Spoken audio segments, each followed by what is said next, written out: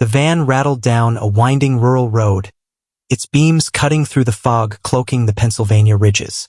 Inside, her friends were surrounded by tripods, audio gear, and crumpled coffee cups, the telltale mess of a team hunting spirits. Alex hunched over from the front seat, eyes glued to a glowing tablet map. Whispering Vale, he muttered, the name sounding like a secret. Population, 58. Jamie, always fiddling with her camera even off-duty, scoffed. More like 58 phantoms. Bet this place doesn't even have a signal. Riley chuckled, his tone light and playful. Great. If we vanish, it'll be the perfect cliffhanger. Crew disappears in Cursed Valley. Ratings gold.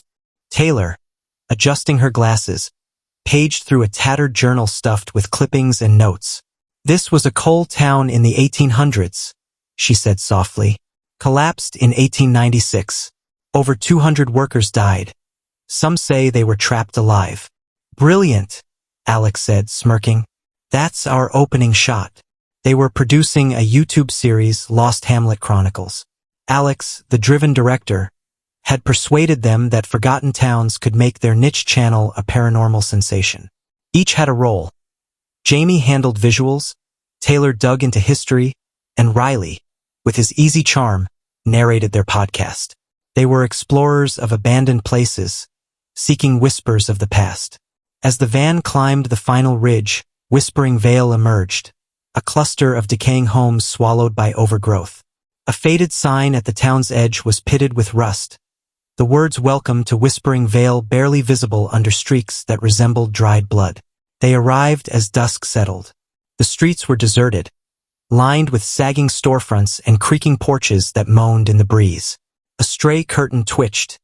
Maybe the wind, maybe unseen eyes. Their lodging, the Grimshaw Inn, was a slanting two-story structure that smelled of mildew and faded flowers. The innkeeper, Mrs. Grimshaw, a gaunt woman draped in worn scarves, greeted them with a smile that stayed cold. "You're here for the mines," she stated, not questioning but certain. Alex nodded. "We're shooting a film about lost towns. Just history and maybe some folklore." Her lips tightened. "History here doesn't take kindly to being stirred," she said. "Best not to pry too far. The Vale holds its grudges." Taylor shivered, but Riley grinned. "No worries, ma'am. We're just visitors. Won't bother any spirits." "Mind you don't," she replied, then turned, her steps fading down the corridor like soft thuds in the night. After unpacking, they ventured to the town's only tavern, the Shadow Lamp. The air inside was heavy with smoke and quiet. Old men sat at the bar, their gazes wary, weighed by years of living with grim tales. Alex approached one, a grizzled man whose face seemed chiseled from the hills. "Know anything about the old mine disaster?" Alex asked, placing a recorder down. The man gave a slow nod. "Know it? Grew up with it. They say if you linger by the old shaft at night, you hear them." "The miners." Riley leaned closer. "Whispering from the depths," the man said, glancing at the window where twilight was creeping in. "Doesn't matter what they say, you don't stay to find out." He finished his drink and left. They exited the tavern as the last light drained from the sky. The town was silent but for the wind weaving through empty streets. Jamie filmed as they wandered, her lens capturing splintered gates, corroded signs, and a church bell silent for decades. In the graveyard behind the chapel, Taylor cleared ivy from a line of unmarked stones. "No names," she murmured. "Just numbers. Maybe the miners." Jamie's light swept over a cracked stone. "Spooky," she said. "Think it's okay to shoot here?" "Safe." Riley laughed nervously. "Not the vibe I'm getting." At the town's library, a dusty room of forgotten records, Taylor found a brittle newspaper from 1896. The headline screamed, "Mine Catastrophe Claims 237. Company Denies Fault." She pointed to a small article. The owner, Silas Grimwood. He refused to pay families. Some say the collapse was deliberate, to hide his negligence. Alex's eyes lit up. Perfect. Greed, tragedy, and ghosts. That's what hooks viewers. Night fell fast over Whispering Vale. At the inn, the group pored over footage around their laptops. The wind outside howled, and faint taps echoed from within the walls. Jamie paused. "Hear that?" "Old pipes," Riley said, forcing a grin. "Or the spirits giving us a standing ovation." But Alex wasn't joking. The taps had a rhythm, slow and intentional. He muted their playback and the room grew still. The tapping ceased, then a faint sigh drifted through, soft as mist on a mirror. Taylor broke the quiet. "Let's visit the mine tonight." Riley groaned. "It's freezing out there." "Exactly," Alex said. "The chill will make for killer visuals. We want views, we push for it." They followed a tangled path out of town, flashlights piercing the dark. The mine's entrance, sealed with rotted boards and faded warnings, sat at the hill's base. Jamie set up her camera as Riley spoke into the mic. "It's near midnight in Whispering Vale, at the site of the tragic Grimwood mine, where hundreds perished over a century ago. Locals say their voices still linger." As the camera rolled, Taylor brushed dirt from the ground near the entrance. Something gleamed. She unearthed a tarnished pendant, a silver locket with a strange rune carved on it. "Look at this," she whispered. Jamie zoomed in. The locket felt cold, even through her gloves, and seemed to hum faintly. Then came a whisper, faint at first, like wind in the pines, but growing clearer. A hoarse, intimate voice. "Taylor," it said. She froze. Did someone just say my name? Alex scanned the darkness. "Stay together." The whisper came again, from the mine. The camera caught a flicker, a pale shape shifting beyond the boards. Riley stumbled back. "Nope, I'm done. That's enough for tonight." Alex, hands trembling, kept filming. "Did anyone else see that?" Jamie checked the footage, voice shaky. "There's something, like a figure." Silence fell, broken only by rustling leaves. Then, from the mine's depths, 3 heavy knocks echoed. Thud, thud, thud. The ground quivered, and the camera light flickered. "Let's go," Taylor whispered, gripping the locket. They didn't argue. They hurried back to the inn, footsteps crunching, hearts louder than the wind.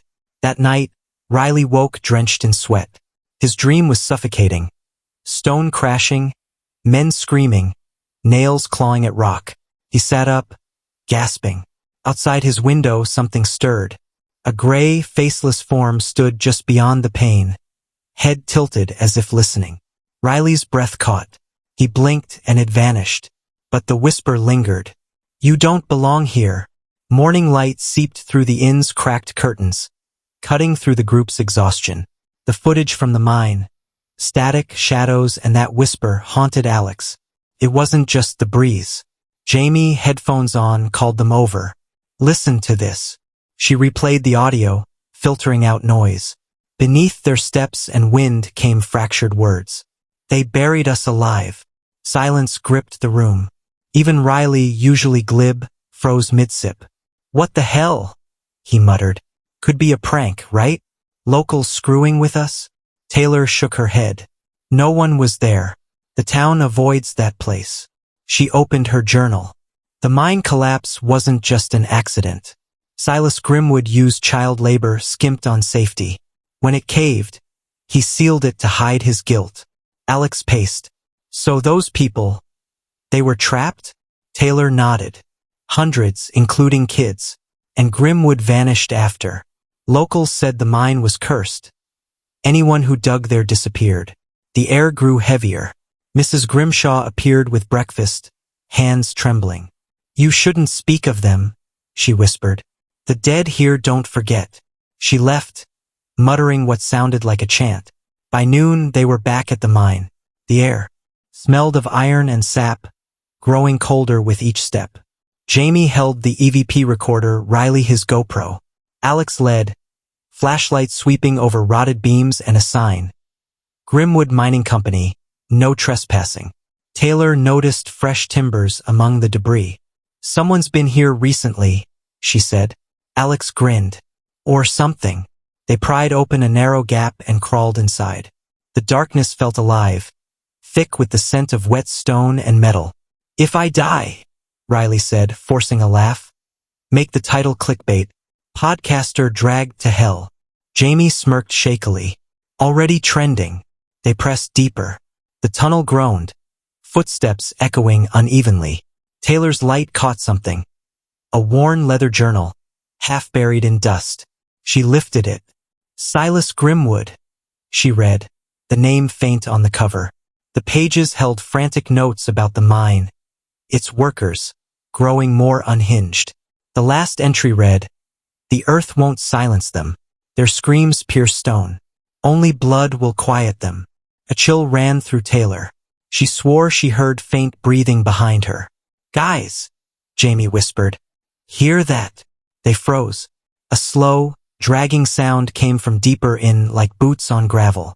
Alex aimed his camera. "Hello." No reply, just dripping water. Then a child's giggle.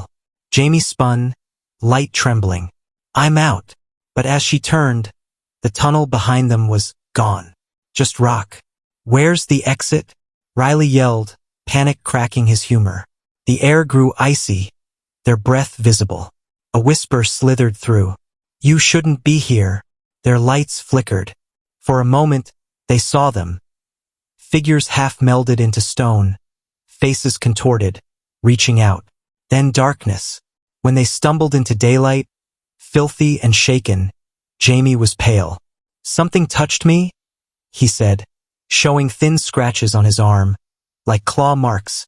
They drove back in silence. The sky over Whispering Vale was slate gray, the air still.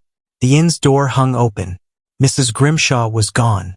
That evening, Alex insisted on a staged seance for the podcast. "Just for show," he said. "We'll add effects later." They sat around a table, candles flickering, the EVP recorder in the center. Riley sighed. "Welcome to Spirit Whispers, Episode 1. Let's poke the dead." Taylor, clutching the locket from the mine, wasn't smiling. It felt warm, pulsing against her skin. Alex read from Grimwood's journal for drama. But the air shifted. Candle flames bent. The table shook. "That's not me," Riley whispered. The EVP crackled, and a voice cut through. "You stole what's ours." Jamie stood. "Enough. This is too much." But the recorder kept going. "You'll join us." The candles snuffed out. They screamed, fumbling for flashlights. When light returned, the locket in Taylor's hand glowed faintly red. Riley whispered, "That's no prop, is it?" Taylor, eyes distant, murmured, "They're watching." They never left. Later, the group sat in silence, the weight of the voices pressing down. Riley spoke first. "Maybe it's not ghosts. Maybe someone's pranking us." Jamie scoffed. "How'd they fake the recorder?" Taylor trembled. "The locket was Grimwood's wife's. She died after the collapse. It's tied to this." Alex exhaled. "If this is real, if we can prove it, this film could be huge." Jamie glared. "You sound like every doomed horror movie lead." No one laughed. Outside, the wind wailed, a loose sign creaking. Beneath it, faint tapping echoed, like fingers on wood. Riley slept fitfully, dreaming of collapsing tunnels, screams trapped in stone. He saw faces. Men, women, children, their mouths stuffed with earth. One stared at him, whispering, "We're still down here." He snapped awake, pulse racing. The room was pitch black, the air freezing, and outside, under the stuttering porch light, a human-shaped shadow stood motionless, watching. A storm rolled in before dawn, thunder rumbling over Whispering Vale's hills. Rain battered the Grimshaw Inn's windows, but inside, sleep eluded them. Alex, hunched over the table, surrounded by wires, mics, and the worn pages of Grimwood's journal. His hands shook as he turned them again. "Listen," he said, voice hoarse from fatigue. "He writes, 'The screams won't stop until blood answers blood.' It's a ritual or a hex." Riley rubbed his eyes. "A hex?" "Alex, we're supposed to tell grounded stories, not chase spirits." Taylor's face was ashen, eyes shadowed from sleeplessness. "This isn't just a tale. Last night, I saw them, minors, kids, reaching for me. Her voice broke. They needed help. Jamie sat silently, the scratches on his arms still fresh. Help or vengeance? Outside, the rain intensified, drumming like restless knuckles on the glass. Alex stood. We go back to the mine. One last shoot, we capture it all. If this is real, the world needs to see. Riley slammed his hand down. You're mad. We could die in there. Alex's gaze hardened. Then it won't be for nothing. Silence hung heavy. Then Taylor whispered, I'm in. We started this together. Jamie hesitated, then nodded. Fine. But if anything goes wrong, we're out. Riley muttered curses but grabbed his equipment. You're all gonna get me killed for likes. By afternoon, the storm had faded to a drizzle. The woods around the mine felt unnatural, too still, as if the rain had silenced every bird and bug. The trees curved inward, bare and slick, their branches like fingers pointing to the mine's dark mouth. Jamie led with his flashlight. The entrance looks wider. He was right. The boards sealing it before were now half broken, as if something had pushed outward. Riley swallowed. I told you this place lives. Taylor knelt by the entrance, opening the journal. Grimwood wrote they moved beneath the earth, scraping toward the surface. Alex adjusted his chest-mounted camera. Let's give them a voice. They descended.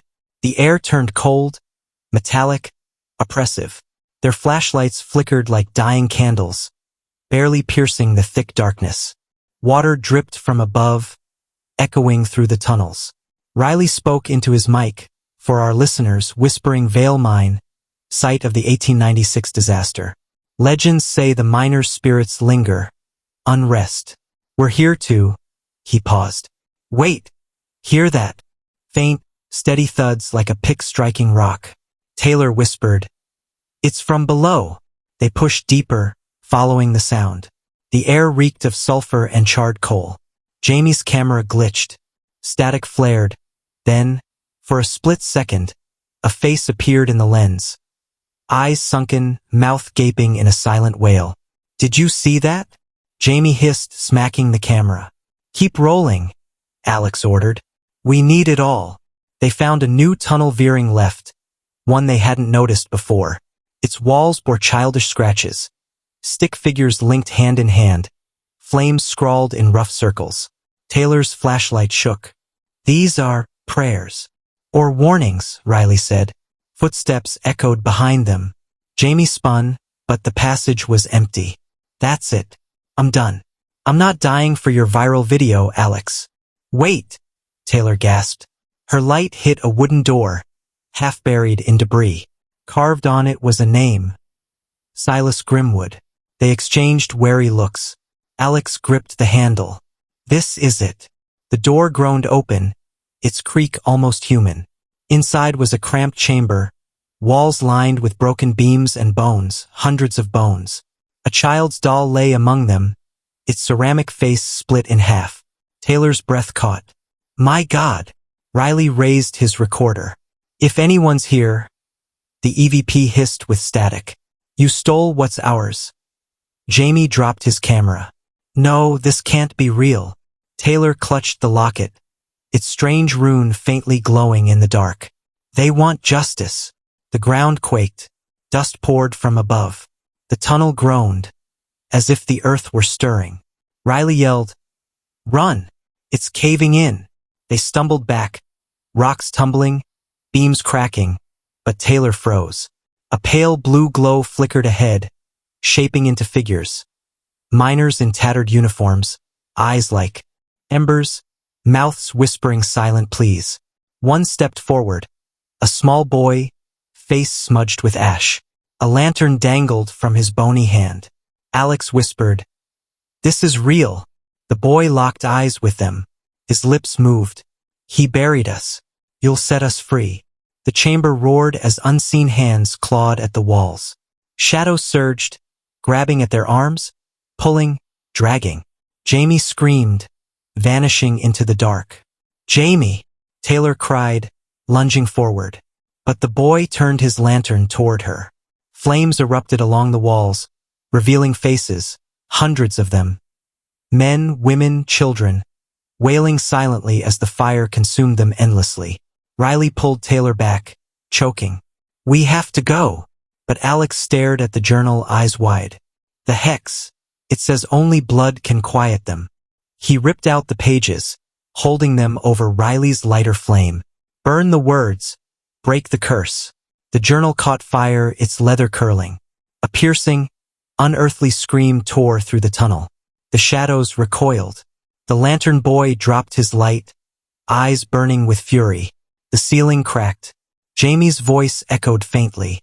"Go!" Just as the ground collapsed. Riley dragged Taylor toward the entrance. Alex stumbled behind, clutching the burning pages. The tunnel caved in with a deafening roar, swallowing everything in darkness. When Taylor opened her eyes, she lay in the mud outside the mine. Rain poured again. Riley knelt beside her, coughing, coated in soot. "Alex?" she rasped. Riley shook his head. "He was right behind me, then gone." They stared at the smoking entrance. The hillside had collapsed, sealing it forever. Minutes passed, only rain and distant thunder breaking the silence. Riley whispered, "Is it done?" Taylor looked at her hand. The locket, once glowing, now cold and dull. "Maybe," she murmured. But they'll never rest. 2 days later, they sat in a diner in the next town. Riley's hand shook as he spoke into his mic. "This is Riley from Spirit Whispers. We came to Whispering Vale for a story and found something that shouldn't exist. Some truths are better left buried." He glanced at Taylor. Alex wanted answers. "I think the mine kept them." Taylor stayed silent. She stared out at the fog rolling over the hills. The diner's TV played local news. "Whispering Vale landslide seals mine. No survivors found." Riley exhaled shakily. "Guess we're the lucky ones." Taylor whispered, "No one's lucky here." They left town before dark. As their car rolled down the quiet road, the radio crackled with static. For a moment, a familiar voice broke through. "You haven't escaped." The static returned. Riley switched off the radio. Neither spoke until dawn. Weeks later, the unfinished Spirit Whispers episode uploaded automatically from Alex's cloud. It included their final recording, the seance, the voices, the screams, ending with Alex's voice. "We gave them what they wanted." The video went viral. But those who listened closely to the last minute swore they heard something beneath the static. Hundreds of faint, overlapping whispers, each calling a name. One of them was yours. Don't forget to like, subscribe, and hit that bell icon so you never miss a twist. Stay tuned to Reddit Tales Times for your daily dose of drama, laughs, and unbelievable stories.